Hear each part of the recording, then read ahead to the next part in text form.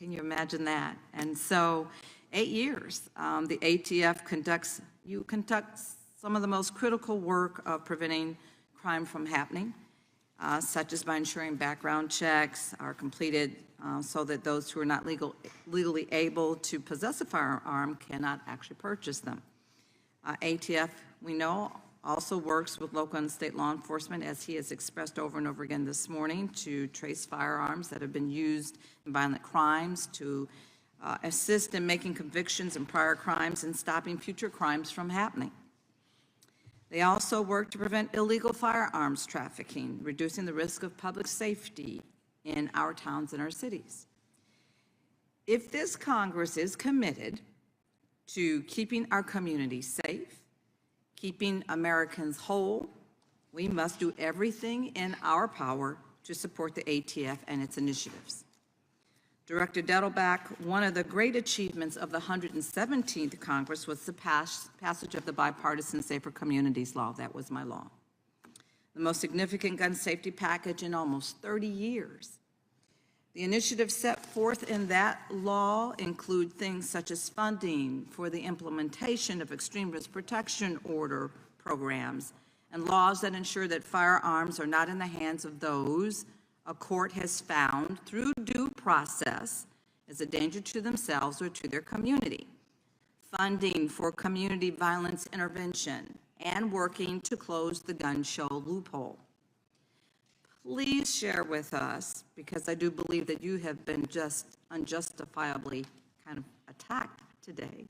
So please share with us how the ATF is implementing all of the provisions of the Bipartisan Safer Communities Act, that law.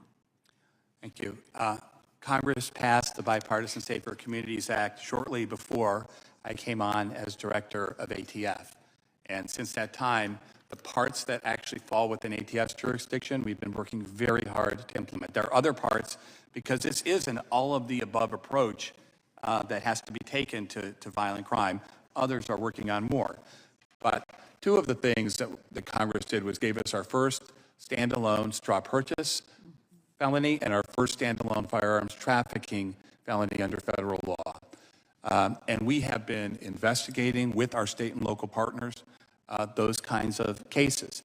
And we've brought over 30 different defendants, more than that, have been prosecuted. The other thing I want to say is, we also work with industry. So a couple of weeks ago, I was in St. Louis with the National Shooting Sports Foundation, rolling out the Don't Lie for the Other Guy campaign there. That's a campaign where we work together to try and educate firearms dealers, licensees. I was in a gun store to catch straw purchasers, how to recognize it, what to do, because they are often our first line of defense. And so we are doing enforcement, we're doing education, we're doing training. We've trained everybody at ATF, so thousands and then thousands of prosecutors across the country.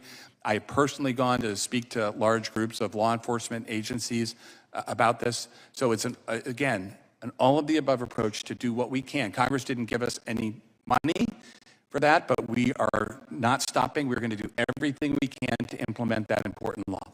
Thank you. So in what ways does ATF, well, you really kind of already answered the question. I wanted to know, how did you work with state and local law enforcement agencies? But you really kind of stated that in that last answer.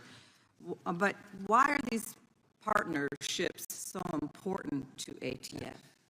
We are a very small agency compared to all the other federal law enforcement agencies. We're a small law enforcement agency, 5,000 plus people with a huge mission. It's also gallows humor, right? Well, we have five, but at least we don't have a big mission: violent crime. Right? It's a very difficult, large mission. So how do you do it? You do it by force multiplication and partnership. You do it by sitting on task forces. You do it by sending an agent to work in the homicide unit of a major city police department.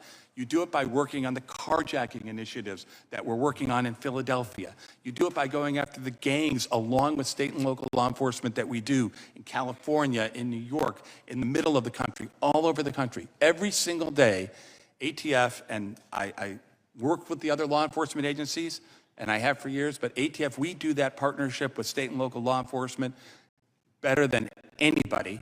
And when I go and talk to chiefs, the number one thing that chiefs and sheriffs say over and over again is please send more ATF resources. And I tell them that everybody is asking for it, and you're all correct.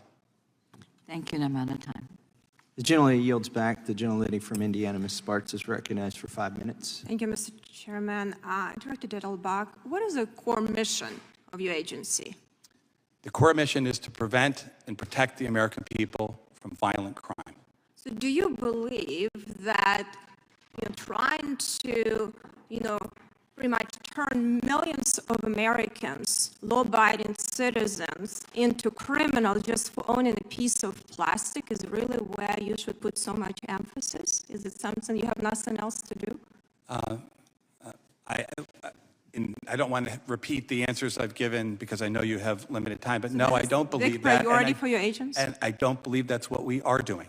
We are effectuating, Congress passes a law. Well, that's Congress, what you're doing in the fact, that's what you're trying to